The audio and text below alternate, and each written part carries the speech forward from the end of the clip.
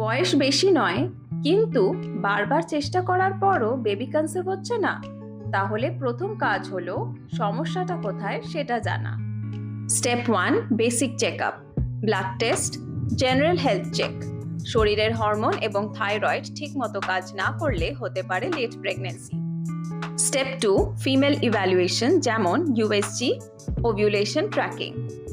এই স্ক্যানে বোঝা যায় ডিম্বাশয় অথবা ওভারি ও জরায়ু অথবা ইউটেরাস ঠিক আছে কিনা। সাথে দরকার ওভিউলেশন ট্র্যাকিং, যেটা থেকে বোঝা যায় প্রতি মাসে ডিম্বাণু ঠিক সময় তৈরি হচ্ছে কিনা। Step 3, test for mail member. পুরুষের সিমেন অ্যানালাইসিস করে দেখা হয় স্পার্মের সংখ্যা, গতি এবং গুণমান কেমন। যদি প্রয়োজন হয় তখন দরকার হয় অ্যাডভান্সড টেস্ট, যেমন এইচএসজি, যার মধ্যে বোঝা যায় ডিম্বনালী অথবা ফ্যালোপিয়ান টিউব খোলা আছে কিনা। আর কিছু ক্ষেত্রে আরও বিস্তারিত হরমোনাল প্রোফাইল করা হয়। এই সব রিপোর্ট দেখে সিদ্ধান্ত নেওয়া হয় কোন চিকিৎসা আপনার জন্য সঠিক হবে। তাই দেরি না করে অভিজ্ঞ ডাক্তারের পরামর্শ নিন।